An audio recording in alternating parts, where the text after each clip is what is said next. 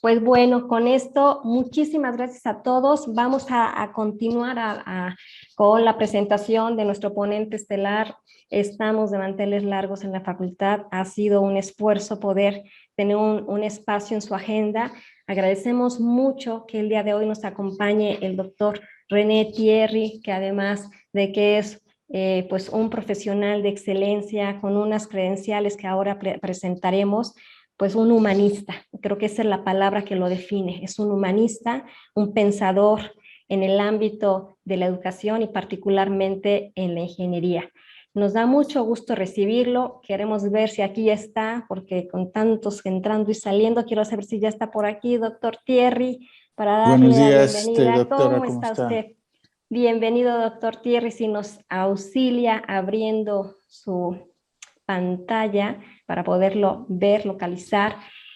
Y pues dar paso a esta charla que tendremos sobre esta temática que tiene que ver con la creatividad, la innovación y la disrupción en la formación en ingeniería, ¿no? Palabras que pues tendremos hoy que juntos encontrar este significado a esta innovación, a esta creatividad, pero sobre todo a la disrupción en la formación en ingeniería.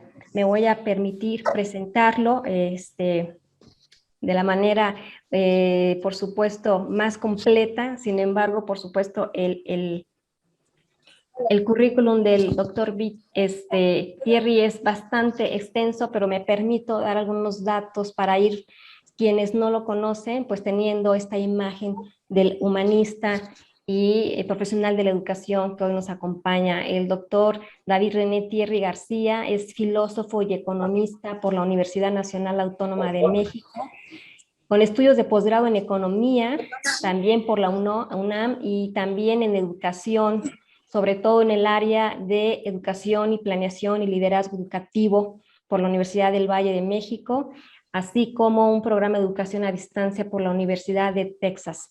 Es pedagogo e instructor de formación y desarrollo certificado en los Estados Unidos de América, con diplomas de programa avanzado en dirección de entidades públicas. Ha sido consultor externo del Consejo de Normalización y Certificación de Competencia Laboral, CONOCER, instructor de la Asociación Nacional de Universidades e Instituciones de Educación Superior, ANUYES. Ha participado como ponente en múltiples congresos nacionales e internacionales y ha publicado varias obras sobre pedagogía, metodología de la investigación y filosofía de la educación. Durante el periodo 2015 a 2021 fue vocal ejecutivo de los comités de Ciencias Agropecuarias, Ciencias Naturales y Exactas y Ciencias Sociales y Administrativas de CIES. Es consultor en educación y director general y socio fundador de 3 Consulting SC. Ha colaborado con el diseño y la implantación de múltiples proyectos educativos institucionales y profesionales. Ha sido profesor en la Universidad Intercontinental, en el Claustro de Sor Juana, en la Universidad Popular Autónoma del Estado de Puebla, en la Universidad del Valle de México, en la Universidad West Hill, en la Universidad Autónoma Benito Juárez.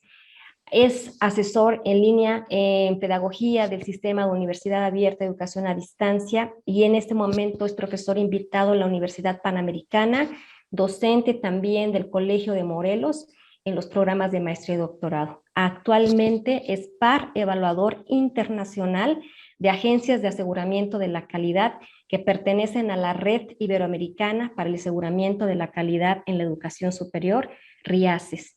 También es vocal académico profesional de la Comisión de Acreditación de Enseñanzas No Presenciales e Híbridas de la Agencia Nacional de Evaluación de la Calidad y Acreditación ANECA de España. Hoy estamos de manteles largos. Es un gozo poder recibir el día de hoy al doctor Thierry en esta charla que tendremos en este día. Agradecemos su presencia, doctor Thierry, pues los micrófonos son de usted. Creo que no hemos podido verlo, nos hace falta abrir la pantalla, les pido al equipo de gestión digital el auxilio ahí con el doctor Thierry. Bienvenido y por supuesto, pues aquí estamos listos para escucharlo. Gracias, doctora. En primer lugar, agradecerle la distinción con que me honra. Yo me conecto con mi celular y con mi computadora. Entonces, la imagen de la computadora estoy hablando, pero se pone en amarillo la del celular. Entonces estoy conectado de dos formas, porque pues todos sabemos las dificultades que hay en la conectividad y en la energía eléctrica incluso.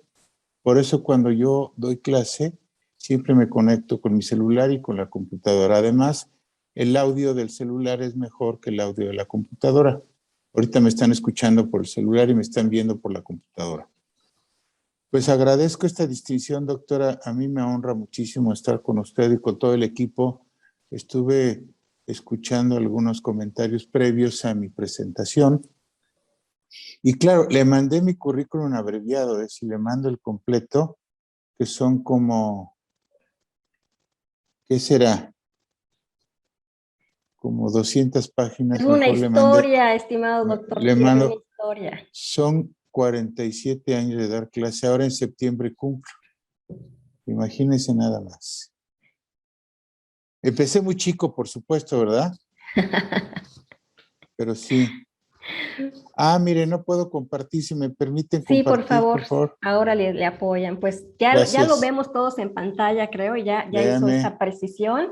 Así es que ahora sí le dejamos los micrófonos. Es un gusto escucharlo, doctor Thierry. Gracias por el tiempo de su agenda. Gracias por el apoyo que nos está dando a toda la comunidad de FCQI y lo dejamos en esta charla. Muchísimas gracias. Muchísimas gracias.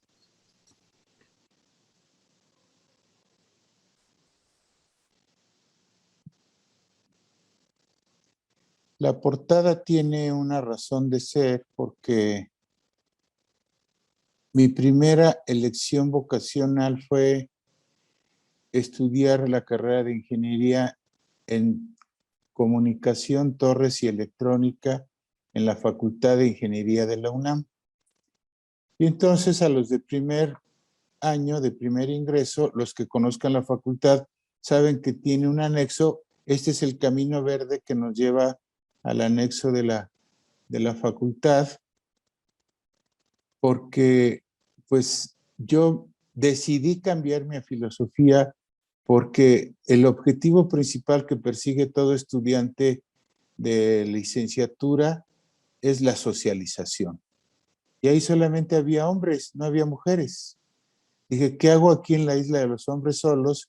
Entonces me cambié a filosofía, donde más del 80% de la matrícula son mujeres. La mejor decisión de mi vida, haberme ido a la Facultad de Filosofía y Letras. Bueno, estamos en la semana de capacitación de docentes y alumnos de la Facultad de Ciencias Químicas e Ingeniería y les voy a comentar acerca de la creatividad, la innovación y la disrupción en la formación profesional en ingeniería. Curiosamente, 4 años después de haber desertado de la Isla de los Hombres Solos, regresé a la Facultad de Ingeniería, al edificio principal, a dar clases. Y durante 7 años di clase en la Facultad de Ingeniería de la UNAM, lo cual me hizo muy feliz. Ahí fue donde, ahora el 16 de septiembre, cumplo 47 años de haber iniciado clases en la UNAM. Bueno, les doy los buenos días, aunque ya debieran ser medios días, ¿verdad? Porque ya rebasamos las 12 horas de esta hermosa facultad, que algún día yo hubiera querido estar ahí, desde ahí dar la conferencia, ¿verdad? Pero nos pasamos amarillo, pues ya no se pudo. Pero hubiera sido muy interesante.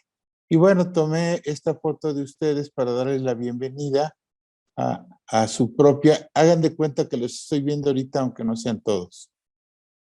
También se las doy en otras lenguas, ¿verdad? Yo sé que algunos hablan inglés, francés, alemán, italiano, hasta en hawaiano. Aloha. Bienvenidos todos. Vamos a movilizar el día de hoy en este periodo. Vamos a hablar del entorno planetario, de los contextos que forman parte de este entorno, del derecho a una educación de calidad y, por supuesto, la palabra calidad desapareció de la normativa en educación en México y se sustituyó por excelencia.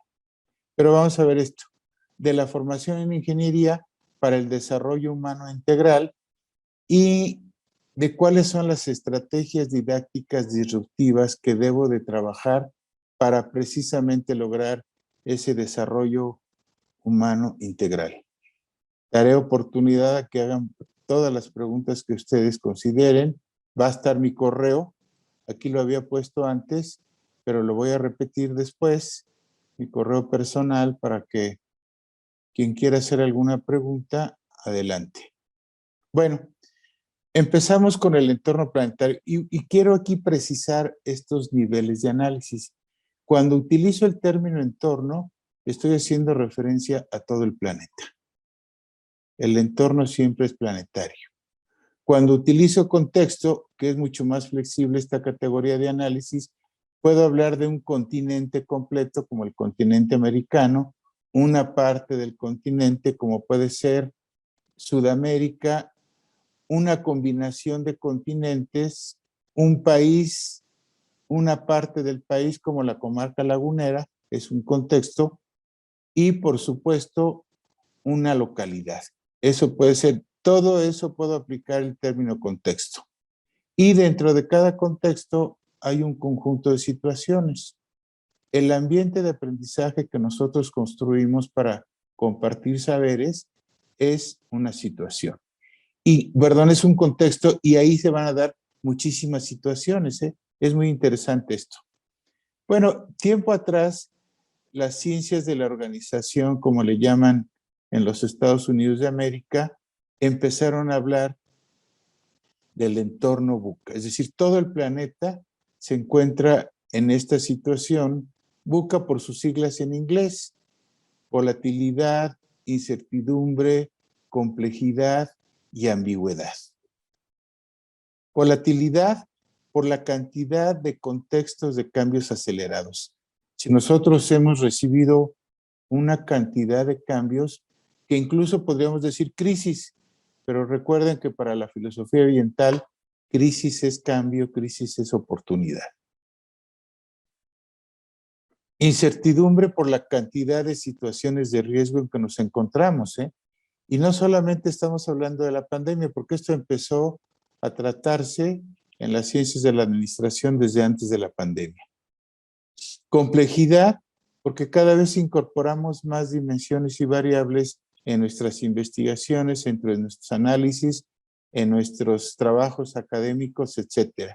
Y ambigüedad por el desconcierto ante las señales. Y nada más pongo como ejemplo la cantidad de datos e información y memes que hay acerca de la pandemia circulando en nuestro país. Esto es impresionante. Entonces, cuando yo estoy planeando la formación en ingeniería, pues debo de pensar que es para un entorno VUCA. El coronavirus llegó para quedarse, como dice. Yo tengo la esperanza de que para el 2030 ya tengamos una vacuna. Ahorita no tenemos una vacuna, ¿verdad? Tenemos un reactivo biológico que alerta a nuestro sistema inmunológico. Pero una vacuna que cada año nos las apliquen, espero que para el 2030. Para algunas otras enfermedades nos hemos tardado hasta 30 años en conseguir una vacuna. Están trabajando, por supuesto, todas las personas que están involucradas en esto. Entonces, yo les aseguro que los próximos 9 años o 9 ciclos escolares anuales van a ustedes estar trabajando en este entorno VUCA. Por eso, el siguiente elemento es que tengamos claro cuál debe ser nuestro papel ante la pandemia planetaria, porque no es exclusiva de México, ¿verdad? Yo considero que a lo mejor es una venganza de la naturaleza por el daño que le hemos hecho. Nos estamos acabando a la naturaleza y se vengó. Y el responsable de estar acabando con la naturaleza es Auguste Comte y su positivismo, que engañó a la gente al decirle que podíamos controlar a la naturaleza y a la sociedad. Grave error. Un ecologista dijo por ahí que si se murieran todos los insectos, en 50 años se acababa la vida en el planeta. Y después dijo, si se extinguiera la raza humana, en 50 años florecería este planeta como antes de que llegara la vida humana aquí, que llegó en África, por supuesto, ¿verdad? Todos somos africanos. Es un error decir afroamericano, afromexicano, porque todo el planeta somos africanos. Entonces debemos de diseñar un protocolo de seguridad sanitaria en caso para estar preparados cuando tengamos que regresar a las aulas. Tener en cuenta que todo el mundo debe tener su certificado de vacunación, porque ya están vacunando al grupo de edad de 18 a 29, que son la juventud. Después seguirían de 30 a 59, que son los chavos rucos. Después vendría el FBI de 60 a 79, que son las fuerzas básicas del INAPAM. Después de 80 a 95 es la PGR, pura gente ruca, y más de 95 SNI, Senectud Natural Inevitable. Doctora, Entonces ya todo el mundo debe tener su certificado de vacunación. Es parte de lo que debemos de pedir. Por supuesto, la infraestructura académica y física también debe ser segura, ¿verdad? Tener todos los componentes necesarios. Tenemos que llegar con un cubrebocas que sea certificado, ¿verdad? Porque yo compré uno hasta de traje de baño, me meto a la alberca con cubrebocas, imagínense nada más, con tela de traje de baño. Pero el punto es qué modalidad debemos utilizar en el regreso a clases. Pues es una modalidad combinada. Le han dicho híbrida en todo el tiempo, incluso ahora que trabajo en España, pues así se llama la Comisión para la Acreditación de la Enseñanza No Presencial e Híbrida. Entonces me dio la tarea de traer la definición de híbrido, híbrida del diccionario de la lengua española de la Real Academia Española. Dice, dicho de un animal o de un vegetal procreado por dos individuos de distinta especie. No se aplica a la modalidad didáctica. Dicho de una cosa que es producto de elementos de distinta naturaleza, no se aplica a la modalidad didáctica. En biología, dicho de un individuo de padres genéticamente distintos con respecto a un mismo carácter, no se aplica a la modalidad. Y menos en mecánica, dicho de un motor y por extensión de un vehículo que puede funcionar tanto con combustible como con electricidad. Mi cochecito, un Niro, es híbrido, entonces a ese sí le puedo llamar híbrido, pero no le puedo llamar a la modalidad didáctica híbrida, por eso yo prefiero llamarle combinada. Y vamos a ver un poquito más adelante qué implica una modalidad combinada. Bueno, les decía yo que dentro del entorno planetario se van a dar diferentes contextos. En la década de los 80 del siglo pasado fue el boom de la creatividad. El Edward de Bono, Mauro Rodríguez, en todos los planes y programas de estudio se incluyó a veces como materia sello, es decir, como materia propia de la institución, pensamiento crítico y creativo o creatividad.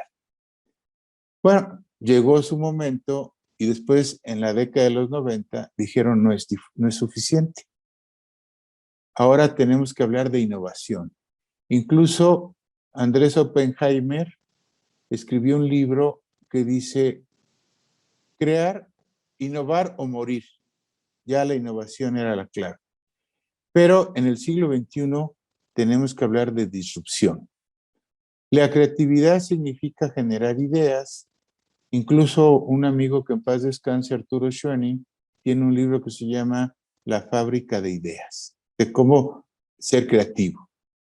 La innovación significa poner en práctica esas ideas. Es decir, a veces nos quedamos en la creatividad y no ponemos en práctica las ideas. Incluso hay un librito por ahí, La otra mitad del cambio, de la cual hice yo la revisión técnica del grupo editorial Patria, que de repente a alguien se le ocurre la idea y el otro es el que se hace rico con esa idea porque no la puso en práctica. Ese es un reto, que nuestros alumnos sean creativos e innovadores, pero ahora ha llegado el momento de transformar todas esas ideas que nos hemos formado a lo largo de nuestra trayectoria como docentes y, por supuesto, nuestra trayectoria escolar. La disrupción consiste en dejar de hacer lo que estábamos haciendo para empezar a hacer las cosas de manera diferente. Eso es todo el reto, ¿eh? Dejar las cosas, dejar de hacer lo que veníamos haciendo para empezar a hacer las cosas de manera diferente.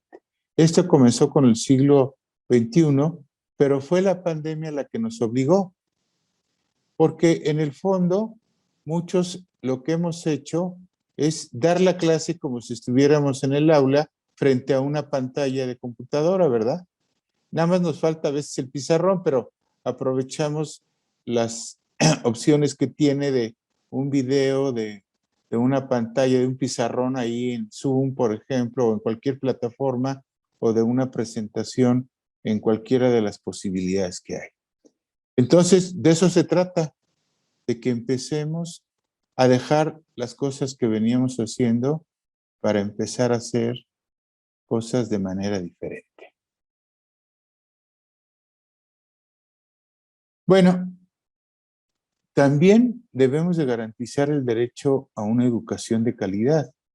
Esto estaba establecido en el tercero constitucional, que decía: el Estado garantizará la calidad de la educación, entendida como el máximo logro de las potencialidades, etcétera, etcétera. Pero en la reforma que se hizo al tercero constitucional y que fue publicada el 15 de mayo del 2019, se borró. Ya el Estado no garantiza el derecho a una educación de calidad, ¿eh? Dice: el Estado promoverá la excelencia entendida como el máximo logro. Nada más le quitaron que garantizará el derecho o la calidad y dijeron que la promoverá. Bueno, mi querida amiga Silvia Esmael, cuando era presidente del INE, del Instituto Nacional para la Evaluación de la Educación, en el informe de 2014 publicó precisamente el derecho a una educación de calidad y retomó los 4 principios que desde la UNESCO se han venido promoviendo para garantizar este derecho. Todos comienzan con la letra A: disponibilidad, accesibilidad, adaptabilidad y aceptabilidad. Ya los teníamos en nuestro sistema educativo desde 1989, cuando se hizo el cambio de modelo, que es el que tenemos vigente. Lo pueden adornar muy bonito, ponerle nuevo modelo educativo, pero es el mismo modelo desde 1989. Si a alguien le interesan los modelos educativos en México, desde la creación de la Secretaría, que este año cumple 100 años, les recomiendo la tesis de Salvador Cerón, un modelo educativo para México. Es su tesis de doctorado, se la publicó Santillana, donde están desde el modelo revolucionario, que fue el primero, hasta el modelo tecnócrata que le llaman al actual. Al primero significa que debe haber una escuela, un lugar disponible para todo aquel que desee estudiar. A eso le llamamos en 89 cobertura. Accesibilidad, que todos tengan las mismas oportunidades de ingresar, pero ahí la respuesta debiera ser darle a cada quien la educación que necesita, ¿eh? Porque de repente quieren estudiar medicina, pero no tienen los contenidos, el manejo de las habilidades, no tienen lo que necesitan para ello y no aprueban el examen de admisión. Entonces ahí está un problema para ello. Entonces a eso le llamamos equidad. Adaptabilidad significa que la institución y el docente se deben adaptar a los estudiantes y no al revés. Cada vez que explico este principio, me acuerdo de mi maestro de secundaria. Yo estudié la secundaria en el IPN, se llamaba prevocacional, que dejaron de existir en 1968 después del movimiento, que llegó el primer día de clase el maestro de matemáticas con la escala de calificaciones. 10 es para Dios, 9 para el autor del libro, 8 para el maestro y 7 para el mejor alumno. Imagínense qué increíble. Y así les podría platicar en mi trayectoria escolar una serie de anécdotas de ese tipo. No, nosotros nos debemos adaptar a los estudiantes y no ellos a nosotros. Y finalmente, aceptabilidad. Bueno, a ese principio le llamamos pertinencia, cobertura, equidad, pertinencia y aceptabilidad.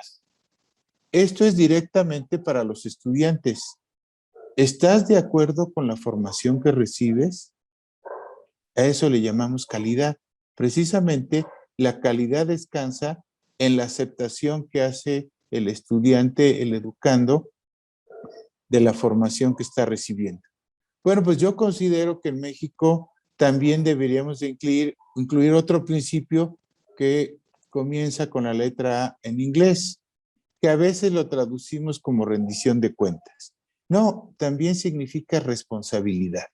Es decir, todos somos corresponsables en la formación integral de los estudiantes y en particular de los ingenieros en cualquiera de sus áreas disciplinarias.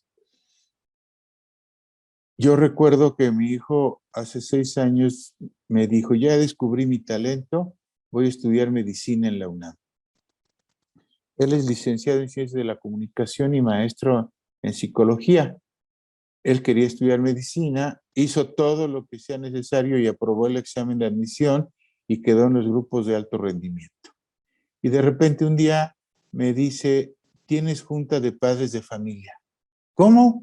Imagínense, facultad de medicina, bueno, pues tenía que firmar el papelito de manera electrónica para garantizar que iba yo a ir, so pena de que mi hijo tuviera alguna sanción porque su papá no fue a la junta de padres de familia. Fue en la sala de Zahualcoyot y ahí el director de la facultad nos platicó de la historia de la medicina en México, desde la Real y Pontificia Universidad de México. Nos platicó el costo por alumno de la carrera de medicina en la UNAM, que son 150,000 pesos anuales, imagínense nada más. Nos platicó también de que nuestros hijos e hijas iban a cambiar su carácter porque iban a estar llenos de trabajo, porque los atiborran los 2 primeros años de teoría que tienen que aprenderse de memoria y es la locura, ¿verdad? Y nos presentó a todo el equipo, a los secretarias, secretarios, nos dijo, aquí está bioquímica, que es la del dolor de cabeza, etcétera. Pues eso deberíamos hacer en todas las facultades, en todas las unidades académicas, tener una junta de padres de familia de primer ingreso, donde le platiquemos lo que va a hacer su hijo. Su hijo fue aceptado y es una distinción ser aceptado en la educación superior, porque solamente 34 de cada 100 niños que ingresan a primer grado de primaria entran a la licenciatura. Fíjense, 34 de 100 que iniciaron la primaria. Y platicarle precisamente, y entonces ahí hacernos corresponsables, autoridades educativas, docentes, estudiantes y padres de familia. Bueno, cuando hablamos de calidad educativa, Ramón Pérez Yuste, que me acabo de enterar hace poco que falleció, nos dice que calidad educativa tiene 2 componentes, calidad de la educación, que se pregunta por los fines, las finalidades, los propósitos, y que este es un problema que tiene que resolver la filosofía de la educación, y calidad en la educación, que nos habla de las condiciones en que se logran esos fines, finalidades, propósitos. Y este problema de las condiciones compete a la pedagogía. Ahora tenemos que preguntarnos, ¿y qué significa la excelencia? Bueno, pues si queremos garantizar el derecho a una educación de calidad, la calidad debe ser un punto de partida en nuestras clases e ir en busca de la excelencia. Y el primer fin que debíamos tener como fin educativo es que los estudiantes, las estudiantes sean felices, porque muchos de ellos no lo son. Habría que pensar en esa situación. Y el segundo, que sean humanos, porque ahí tenemos un problemita del que voy a hablar ahora. La formación en ingeniería, en verdad, no debe centrarse únicamente en lo profesional. Debemos ayudarlos para su metamorfosis, para su desarrollo integral, para construir su identidad nacional y planetaria y, por supuesto, para su desempeño profesional a lo largo y a lo ancho de la vida. La pandemia ya nos hizo ver que en cualquier lugar podemos aprender si tenemos el dispositivo. Si no tengo conectividad, me salgo a la calle donde haya una línea del C5 y ahí está libre la internet y ahí me conecto. Google les dice dónde hay conexiones libres para conectarse en internet en la calle, sin ningún problema. Desde el celular lo podré yo hacer. Entonces, esto implica la formación, no solamente implica el desempeño profesional. Bueno, Edgar Morin, en su tercer tomo del método, que es el conocimiento del conocimiento, nos dice que los seres humanos tenemos 3 metamorfosis. Pasamos de especie biológica a individuo. ¿Cuándo sabemos que somos individuos? Cuando nos consideramos únicos e irrepetibles. Ni 2 gemelos homocigóticos son individuos. Ahí está la claridad. La psicología lo explica muy bien, esto de la individuación. Por supuesto, yo a mis estudiantes, mujeres, les digo, tampoco es para que se crean la reina de la primavera o la reina de las fiestas patrias o la flor más bella del ejido. Todos somos individuos. La siguiente metamorfosis es de individuo a persona, cuando reconocemos al otro, a la otra como igual, ni como inferior, ni como superior. Cuando no hacemos esto, nos quedamos a nivel de individuo, no hacemos esa metamorfosis. Y finalmente, la más importante es pasar de persona a ser humano. ¿Cuándo pasamos a ser humano? Cuando construimos esa identidad planetaria, cuando se borran las fronteras, cuando se reconocen las diferencias culturales y se respetan, por supuesto, ¿verdad? No se dice que esta cultura es mejor que la otra o que estos países son mejores que otros. Entonces sí hay esas metamorfosis. El desarrollo humano, bueno, les voy a compartir mi modelo de ser humano. Este modelo lo construí hace, 48 años, una cosa así. Está publicado en una revista de filosofía que se llama Diano ya, porque consideré importante en ese momento que se supiera cómo somos los seres humanos. Pero ahorita toda institución educativa debiera tener explícito un modelo de ser humano al cual le considera apoyar para su desarrollo humano integral. Nadie nos ha dicho, yo en todo, desde preescolar, bueno, se llamaba párvulos cuando yo estudié, yo soy del siglo pasado, ¿verdad? Ustedes son de este siglo. A mí me tocó el párvulos y no jardín de niños o preescolar. Nunca me han dicho cuál es el modelo de ser humano en las instituciones educativas donde he estado. Entonces, considero que todos nacemos con estos 9 atributos. La sociedad los valora de manera diferente. Y las personas y los individuos también. Cada uno de ellos tiene una característica y el reto es desarrollarlos de manera equilibrada. El aspecto afectivo, Erich Fromm en El arte de amar nos lo explica muy bien. El aspecto económico, somos el único ser vivo que recibe una remuneración por su trabajo. El aspecto estético es ese goce que nos da el contacto con la naturaleza y con el arte. No hay otra cosa que nos dé ese goce estético. El aspecto físico tiene que ver con la salud. La salud no como la define la OMS o la OPS, biopsicosocial, afectiva y espiritual. Ahí le falta a la definición de la OMS algunos elementos. El aspecto ideológico son todas las creencias, valores, mitos, normas que tenemos y que asumimos para regular nuestro comportamiento. El aspecto intelectual son el conocimiento. Todos somos intelectuales. Yo no sé por qué algunos se denominan intelectuales cuando todos los seres humanos somos intelectuales. El aspecto político no es pertenecer a un partido político. Llámese Primor o Prieta o Morena o Güera, no, eso no. El aspecto político es la participación en la comunidad donde tengo mi lugar de residencia. ¿Qué tanto contribuyo al bienestar de la comunidad? Oaxaca, por ejemplo, tiene el tequio. Una vez al año, los habitantes tienen que realizar trabajo comunitario voluntario. O sea, no hay ninguna remuneración. Si están en los Estados Unidos, y no pueden venir, pagan porque alguien haga su trabajo, ¿eh? ¿Por qué no lo instrumentamos en todo el país? Eso no lo entiendo. El aspecto sexual son las relaciones de pareja y estas debieran ser exitosas, ¿verdad? No necesariamente son exitosas. Yo les llamo más bien no pareja, sino dispareja. Bueno, ahí a los que tengan mal de amores no es el libro de Ángeles Mastretta el que deben de leer, sino el de Igor Caruso, La separación de los amantes.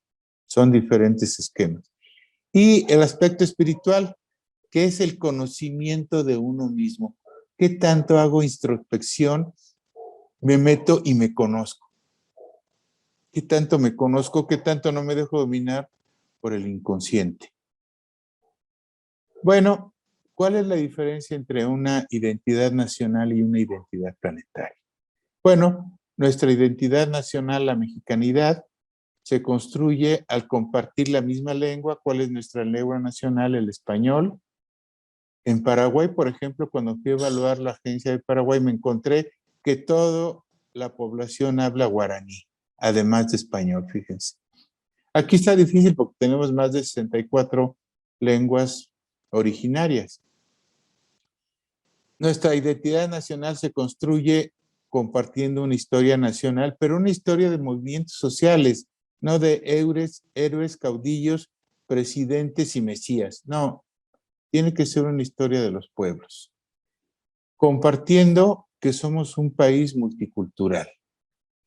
Y estos tres elementos me los respondió don Fernando Solana cuando dictó una conferencia por el 20º aniversario de la creación de la Universidad Pedagógica Nacional, de la cual yo soy fundador, y el rector, en ese entonces amigo mío, me invitó a la ceremonia y fue don Fernando Solana a dictar su conferencia sobre la identidad nacional.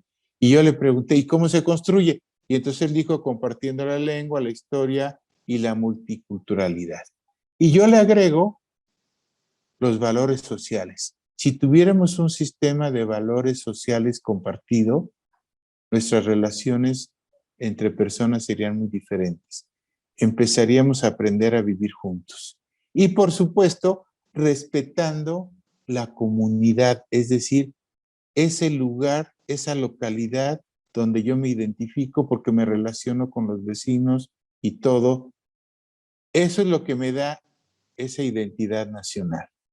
En el Colegio de Morelos doy un seminario de Filosofía y Teoría de la Cultura, donde dura 4 semestres el ciclo, comienza con la construcción del concepto de cultura, la diferencia entre pluri, multi e interculturalidad, la identidad nacional, las categorías de la cultura mexicana y las categorías de la cultura aplicadas a diferentes ámbitos. Este semestre inicia con la construcción de la cultura. La identidad planetaria, les decía, pues era reconociendo las diferentes lenguas y por lo menos intentar o bien hablar el inglés, por lo menos, porque es el donde más publicaciones podemos encontrar, o el alemán o el francés, algo distinto, ¿eh? No les recomiendo el mandarín porque tiene 15,000 caracteres y sí tiene un grado de dificultad alto. Ya, por supuesto, China hizo una penetración importante, creó en la UNAM el Instituto Confucio, donde estudiantes, trabajadores, docentes, directivos pueden ir a aprender mandarín gratis. Yo tuve a 2 alumnas en una maestría que di en el Incarnate World University que venían como maestras de mandarín a México. Lo primero que hacen ellas es ponerse un nombre occidental.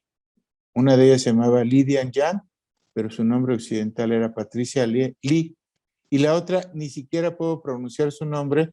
Mejor, ¿cómo es tu nombre occidental? Eva. Perfecto. Eva, maravilloso.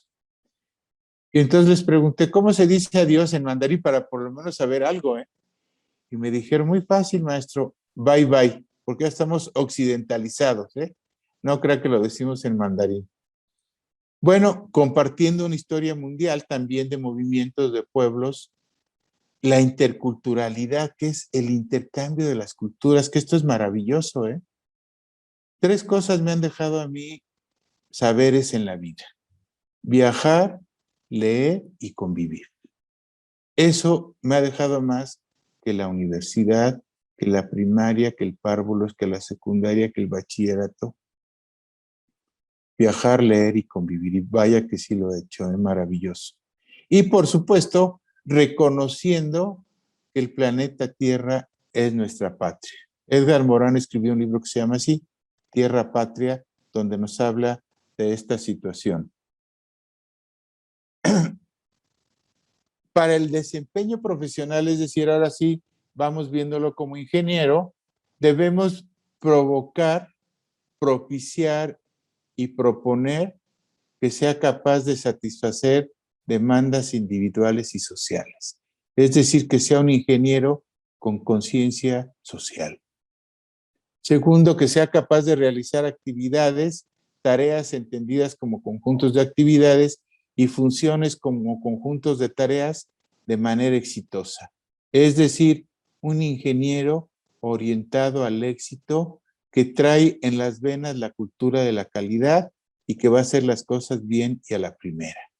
Que sea capaz de movilizar conocimientos, habilidades, actitudes, valores, principios éticos, emociones, sentimientos, motivación. Que no se quede, como decía Pericles, de idiota. Pericles definía idiota como aquel que ante un problema nada hace.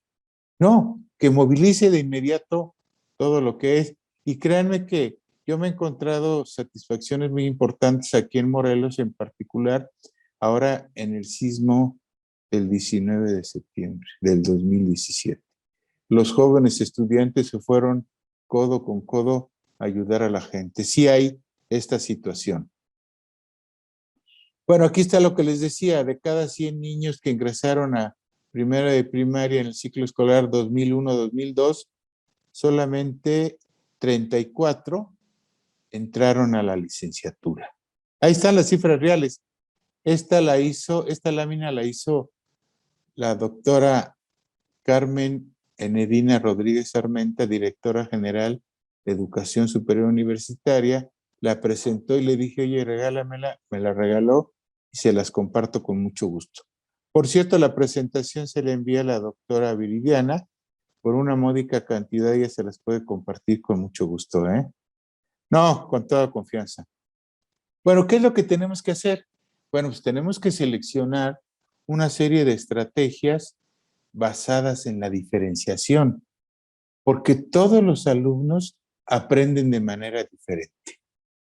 Todos pertenecen a culturas diferentes, entendida la cultura como la identidad comunitaria. Por eso el término comunidad es fundamental.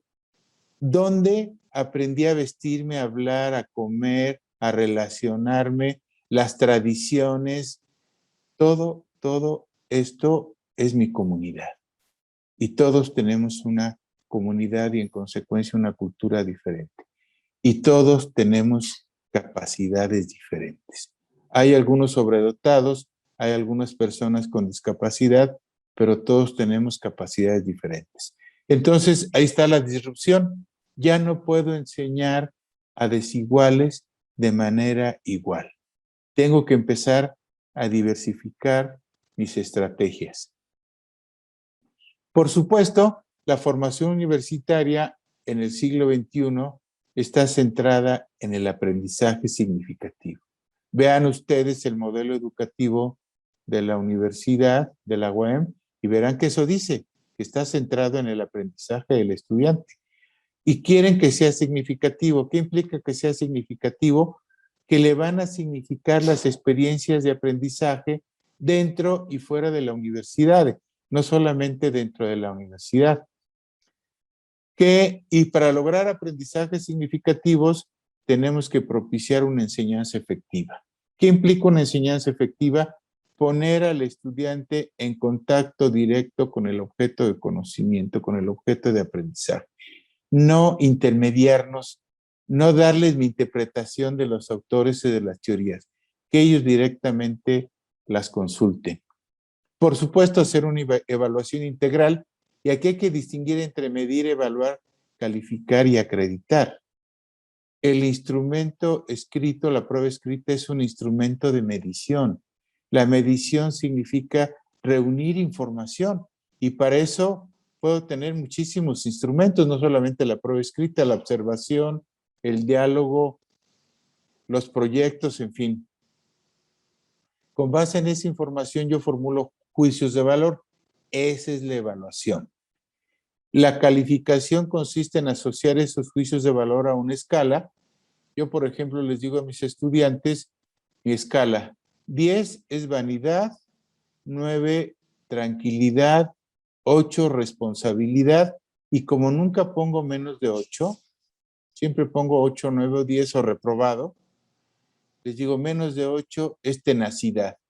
Quieren volver a estudiar la asignatura conmigo, ¿verdad? Entonces, por eso, tenacidad.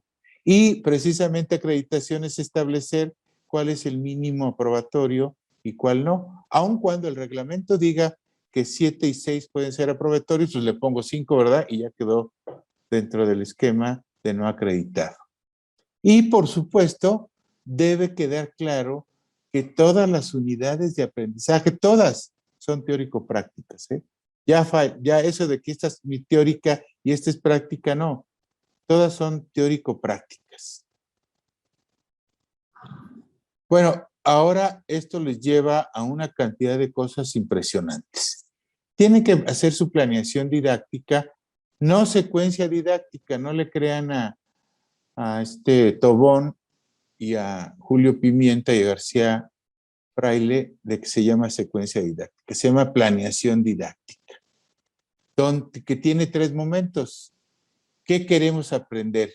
¿Cuáles son las competencias, sus atributos, los contenidos que se van a movilizar, los propósitos y los resultados de aprendizaje esperados? ¿Cuál es la mejor forma de aprenderlo? Es decir, qué estrategias de enseñanza, qué experiencias de aprendizaje dentro y fuera del aula, qué actividades de indagación e investigación y con qué recursos didácticos. Y finalmente, ¿cómo sabemos que lo hemos aprendido? ¿Cuáles son nuestros parámetros de evaluación? Si son estándares o criterios, entonces tengo que construir una matriz de valoración mal llamada rúbrica, ¿verdad? Como todo lo copiamos del inglés, rubric, rúbrica, globalization, globalización. Y así hay muchísimas cosas. ¿Qué procedimientos voy a utilizar? ¿Qué instrumentos? Yo les recomiendo las tareas integradoras. Una tarea integradora es una secuencia de actividades de aprendizaje que se realiza de manera individual, en pares, en equipo, grupal. Y conforme están aprendiendo, yo estoy evaluando.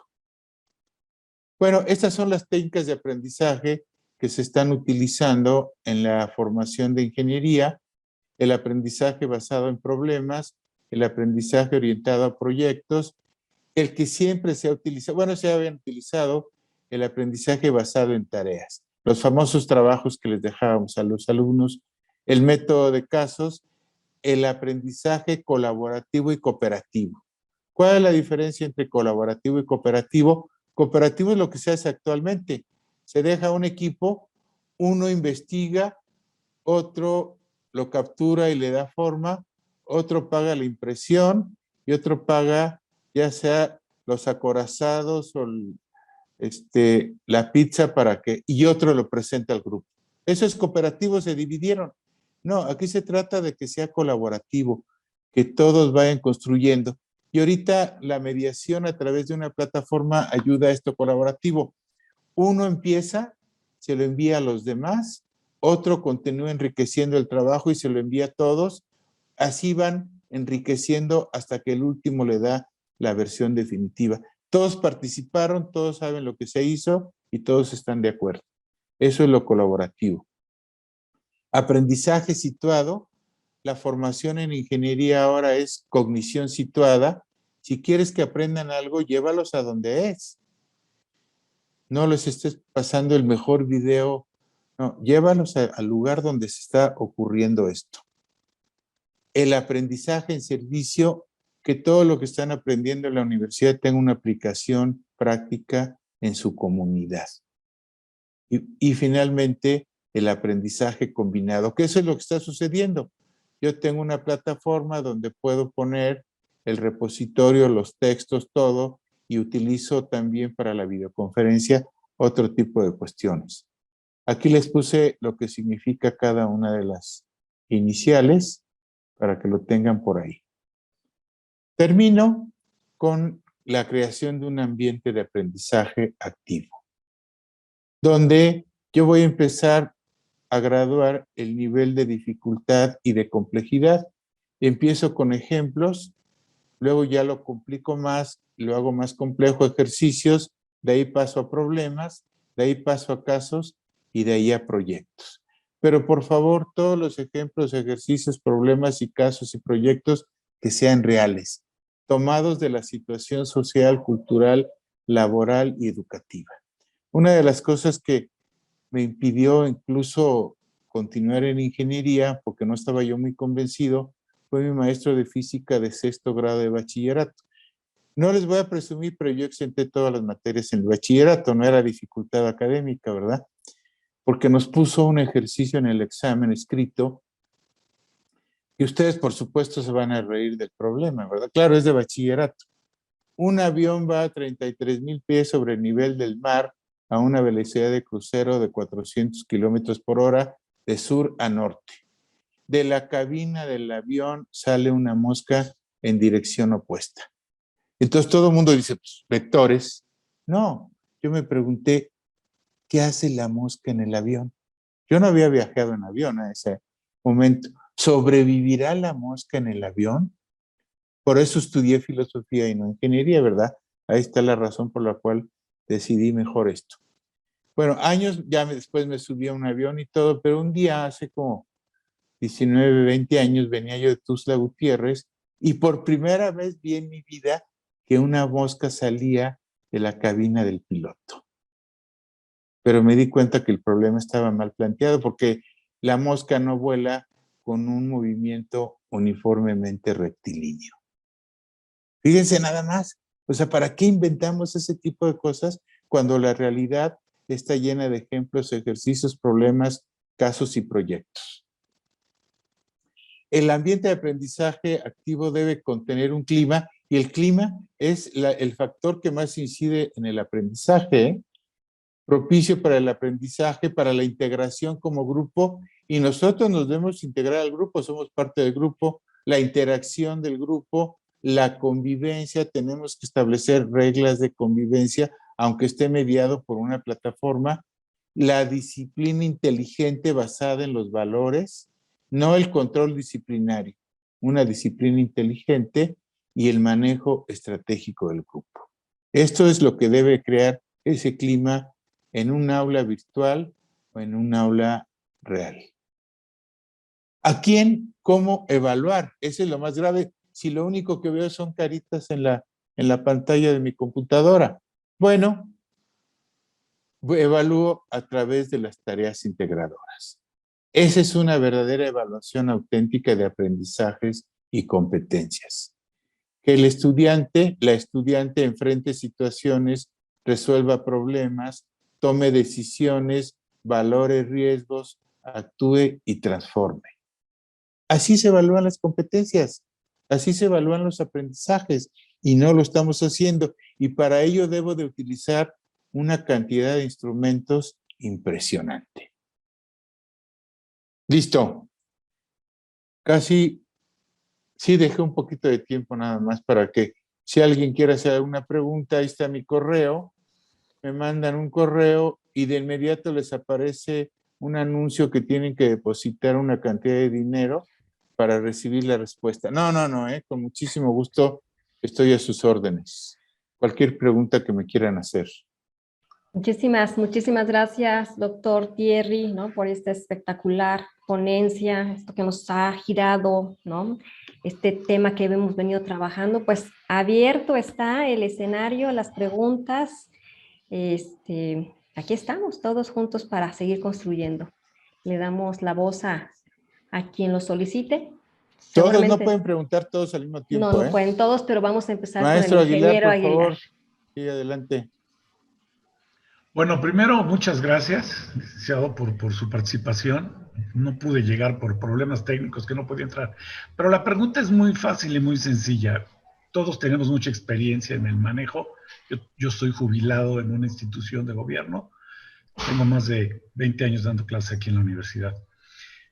Pero me parece que en la actualidad un gran problema que tenemos en la sociedad es la falta de trabajo en equipo entre instituciones, gobierno, la población, el, el consumo, la falta de valores. Digo, lo vemos hoy en Cuernavaca, está cerrado Cuernavaca, ¿no? No hay agua, en fin, un problema de gobierno, la sociedad lo paga. Pero la pregunta es que me pareció excelente su manejo, el estudio, el manejo en el ambiente que se le da a la clase a los alumnos. Pero la pregunta es, ¿qué estamos haciendo hacia la pobreza los ingenieros? Yo creo que de ahí es una área de oportunidad muy grande. Yo soy una persona que considero que tengo valores, tengo un principio religioso, pero todo el mundo habla de la pobreza y todo el mundo hablamos de la formación académica. Y creo que hay un área de oportunidad. Hoy por hoy, como les digo a mis alumnos, la oportunidad es muy grande para todos. Qué bueno que hay comida cara, restaurantes caros, ropa cara, coches caros, pero vivimos en un espejismo, ¿no? Todo el mundo quiere tener un BMW nuevo, todo el mundo quiere tener un coche último, todo el mundo quiere tener una casa, pero para eso se construye. Pero se nos ha perdido los valores, ¿sí? Y sigue viendo la pobreza extrema, y sigue creciendo la pobreza. Y entonces nos falta mucha educación alimenticia, educación sexual, educación ambiental, educación financiera. Y me parece que las escuelas, y yo por eso doy clases, me gusta ayudar a la gente, me gusta participar, y la educación es fundamental para todo. La pregunta y su exposición es excelente, ¿no? Pero nos hace falta inculcar a la gente. Estamos estudiando en una universidad pública y me parece que hay que trabajar con la pobreza, ¿no? ¿Qué estamos haciendo en la educación hacia los pobres? No explotándolos, ¿sí? Yo creo que al pobre se le da trabajo no dándole dinero, no regalándolo. Claro, Se claro. le da dándole trabajo, comprando sus mercancías, motivándolo, educándolo. Pero me parece que la formación académica que nosotros debemos de impartir debe de ir enfocado a dar empleo, ¿sí? Hacia la gente de abajo. A mí me gusta mucho viajar a Estados Unidos, ¿sí? Pero yo no voy a comprar, yo trato de ir a robar las ideas, ¿no? ¿Qué están haciendo las universidades? ¿Qué están haciendo? Me he encontrado otras cosas maravillosas, ¿no? Los paisanos, ¿no? Entonces, yo creo que hay un área de oportunidad muy grande para todos. Y le quiero decir otra cosa del comentario que hizo del avión. ¿Sí? Los aviones no vuelan a 400 kilómetros, vuelan arriba de 800, 750, si no, no se levanta el avión. ¿Eh? Bueno, ese es un comentario. Pero la verdad me encantó su conocimiento. Yo me traigo hoy unas presentaciones y la verdad lo felicito. ¿Eh? Me enriqueció mucho su comentario. Muchísimas Gracias. gracias. Bueno, ahí estaba el error del problema del maestro. Vean a 400, que yo creo que él tampoco se había subido un avión en ese momento. Dos comentarios rápidos. Primero, los problemas de este país se resuelven con educación Sí, y es lo que menos le interesa a los gobiernos.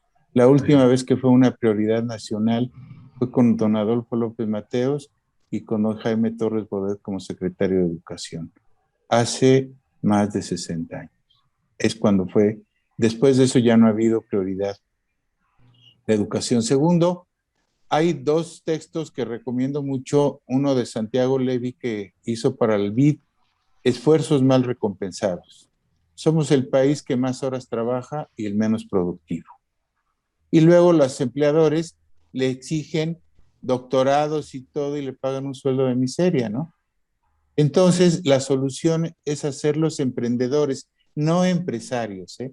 Porque al mexicano le hace falta ser emprendedor, fijarse metas y buscar lograrlas en el corto, mediano plazo. Y por último, el texto de Jeremy Rifkin, El fin del empleo. Yo conocí a Rifkin en 95 en un congreso con los presidentes de los sistemas de las universidades de Estados Unidos en Boston y dijo, tenemos que reducir, por ejemplo, la jornada de trabajo de 8 horas a 6 para que haya 4 turnos y haya menos desempleo. Segundo, Tenemos que hacer trabajo voluntario.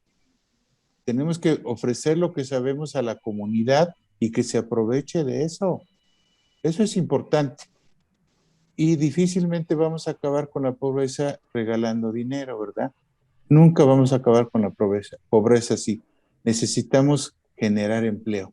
Desafortunadamente, el modelo económico que tenemos ahorita es una interrogación porque siguen siendo neoliberales, aunque no lo reconozcan, ¿verdad? Pero no propicia la creación de empleo. Le está pegando a la industria privada impresionantemente. Y entonces está acabando más con el empleo que lo que pudo haber sido esto. Muchas gracias, maestro. No, gracias a usted. ¿Alguien más? El ingeniero Román Reina. Adelante, por favor, maestro.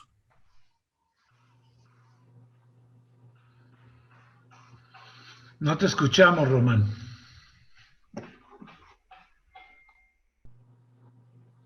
Sí, lo que comentaba el ingeniero Aguilar, muy interesante y verdadero, ¿no? De cómo la situación nacional y la problemática.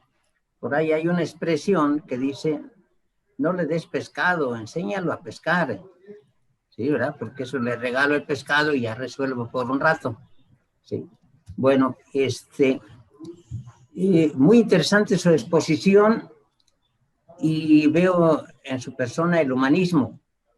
Y realmente la formación, la enseñanza debe ser holística.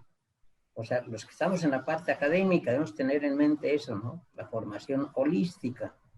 Antes era muy reconocido, bueno, muy clara la formación en el Politécnico, que era muy rígida, por lo técnico, ¿no? Bueno, pues ya ha variado, ya ha habido los cambios y se ha mejorado. Pero yo siento que la formación desde inicio, no a nivel de licenciatura, no nada más, sino desde inicio, cómo la hemos venido manejando. Hay que reconocer algunos secretarios de educación como Torres Bodet, como Vasconcelos, gente muy preparada y humanista. Entonces, es mi comentario. Gracias. Gracias, maestro Reina. Bueno, termino para no abusar mucho del tiempo porque tienen ya una agenda con una anécdota con ingeniería. Yo fui coordinador de asesores del director general del Instituto Politécnico Nacional durante 6 años, de 1994 a 2000. Y bueno, fíjense qué curioso, un universitario siendo coordinador de asesores del director general del IPN.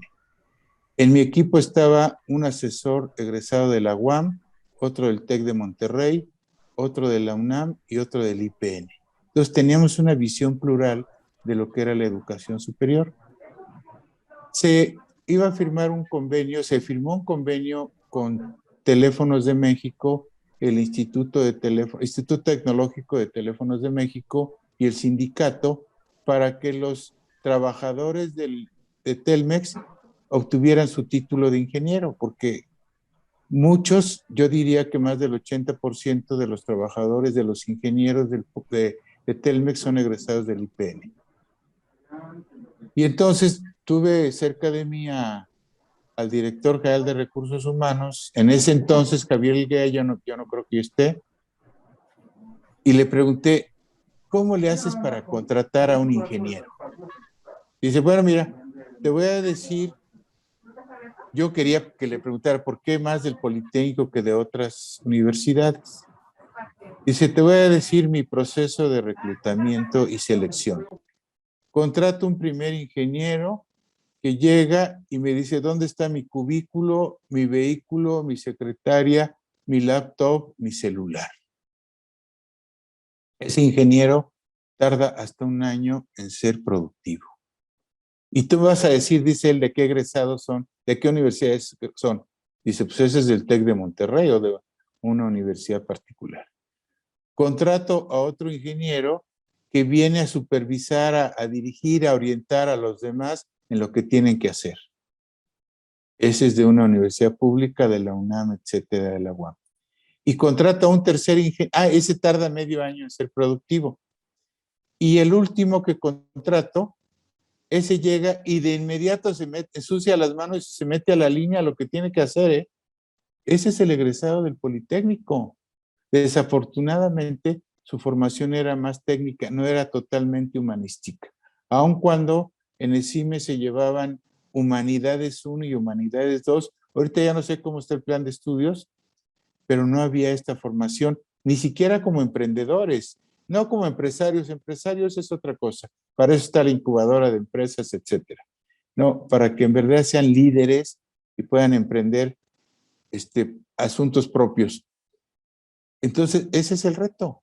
Tenemos que buscar el equilibrio de que no queden rezagados los ingenieros, que su formación incluya lo que se conoce como habilidades blandas, trabajo en equipo, liderazgo, comunicación, cultura de la calidad, de la seguridad e higiene, en fin, ya les hablarán de todo esto más adelante. Muchísimas gracias. Muchísimas gracias, doctor Thierry, por esta plática, esta conferencia que nos ha ido marcando, insisto, esta hoja de ruta. Valerie, ¿quieres hacer un comentario? Solo agradecerle, doctor, su gran presentación. Y bueno, me quedo con el SNI, luego ya no vamos a querer participar en el SNI, doctor. Pues es que ya se va a desaparecer el SNI, vale. Ya ni modo. Eso es otra de las cosas que van a desaparecer por la cuarta transformación, ni modo. ¿Qué le vamos a hacer? Gracias, doctor. Creo que nos quedamos con mucha tela de dónde cortar para la reflexión, ¿no?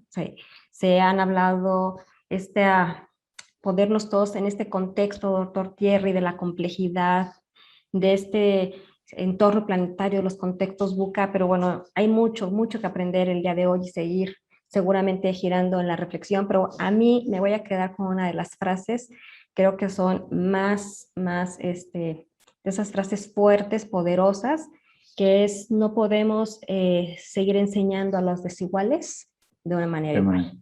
Creo que esto que acaba de decir, bueno, nos va a marcar.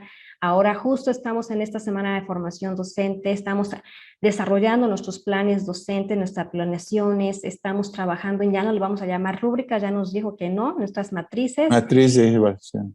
Así, en matrices de evaluación, y creo que esta es la intención de esta semana, todo el aprendizaje. Yo me voy a permitir, más por compartirlo, espero que no se me haya pasado nada. Pongo aquí la pista de los autores que nos regaló hoy. Ahí es un ejercicio que fui anotando. Seguramente me faltó alguno.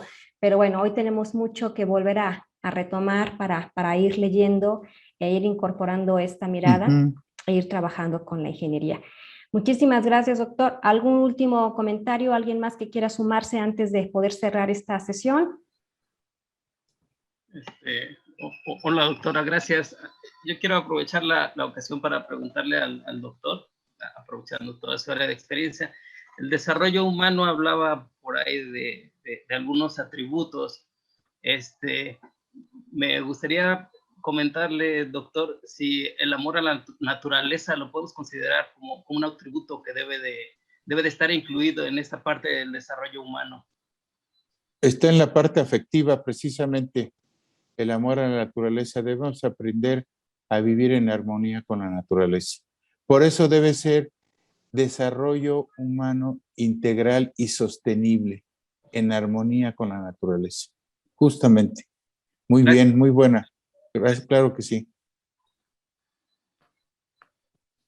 Muy bien. ¿Alguien más?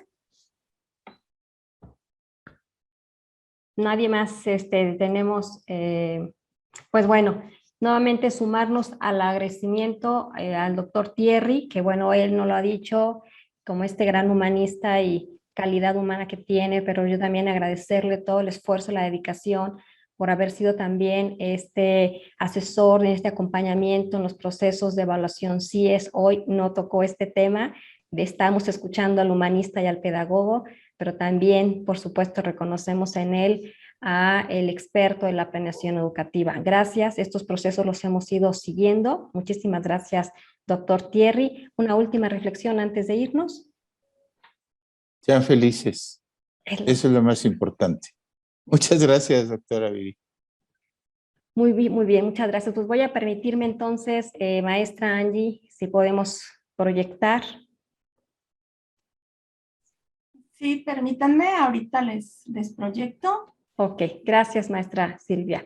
Pues bien, le hacemos llegar de manera electrónica, pero por supuesto que lo haremos también de manera presencial, este sencillo reconocimiento al doctor David Thierry García por su brillante participación como ponente magistral en la Semana de Capacitación 2021-2 con el tema Creatividad, Innovación y Disrupción en la Formación Profesional en Ingeniería, llevada a cabo en esta ciudad de Cuernavaca el día 16 de agosto de 2021, y bueno, asignamos Secretaría de Docencia y Dirección. Muchísimas gracias, doctor Thierry, todo nuestro agradecimiento, y creo que todos, pues, nuestros aplausos y dejarnos seguramente con este ánimo a tope para todo lo que viene en esta gran semana de formación docente. Muchísimas gracias. Muchas gracias por sus expresiones en el chat. He estado leyendo todo lo que han dicho. Les agradezco mucho. Que tengan una excelente tarde. Muchísimas gracias. Muy buena tarde a todos y pues los esperamos el día de mañana en las siguientes conferencias y talleres. Hasta luego. Hasta luego, doctora. Hasta bien. Hasta luego a todos. Hasta luego, gracias.